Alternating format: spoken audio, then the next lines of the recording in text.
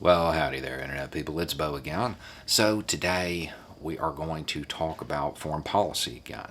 And this is going to be one of those conversations we are talking about the way things are, not the way they should be.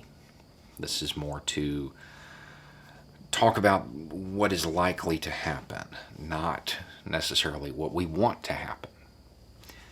Biden's speech, I think it gave us a sneak peek of the framing of Cold War 2.0.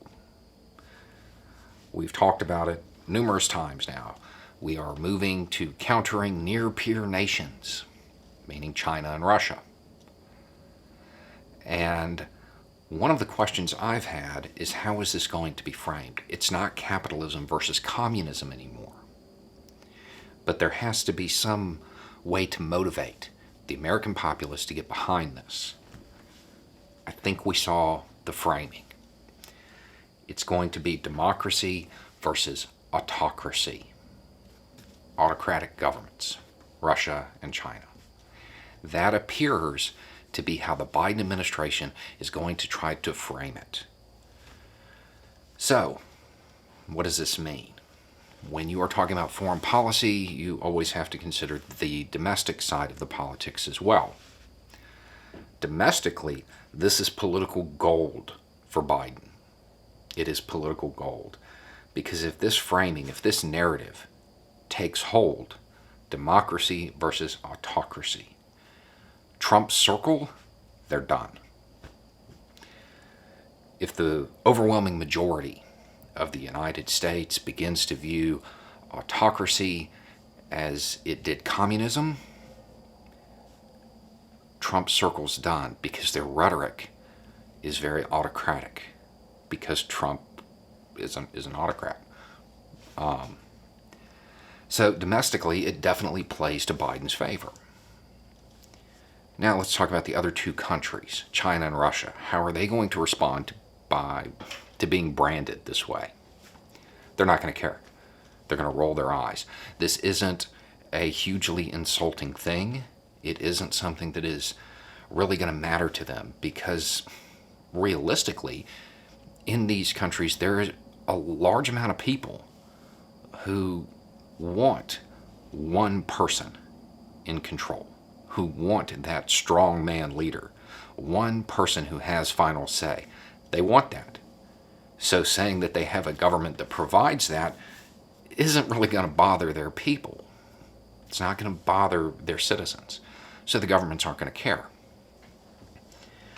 Now, when major powers begin playing world chess, the other consideration are the countries that typically get used as pawns. The lesser powers of the world. How are they going to view it? For them, it's kind of good. During the Cold War, they had to match their economic system to the pole of power that they wanted to be aligned with. This isn't true with this framing, because most autocracies maintain at least a facade of democracy, so they can align themselves however they wish. It will allow them to pursue regional interests more than just do the bidding of the pole of power they decide to align with. That's good for them. It's also important to note that most countries that get used as pawns, they don't view China and Russia as autocracies and the United States as the defender of democracy or anything like that. They tend to view all three countries as oligarchies. A country where a small group of people is truly in charge. That's how they look at it. Old boss, same as the new boss. This framing is good domestically. It provides the motivational tool that the United States government needs to rally the populace behind it. And as far as the available options, it's the least likely to raise global tensions. Overall, this is a good choice. Again, not talking about how it should be, where countries are working together for the betterment of man, but the way things are, where countries square off geopolitically for economic interests.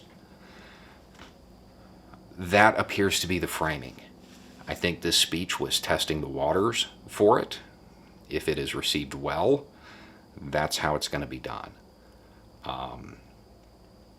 So be ready for that. It won't be a Red Scare. It will be an autocratic one. Anyway, it's just a thought. Y'all have a good day.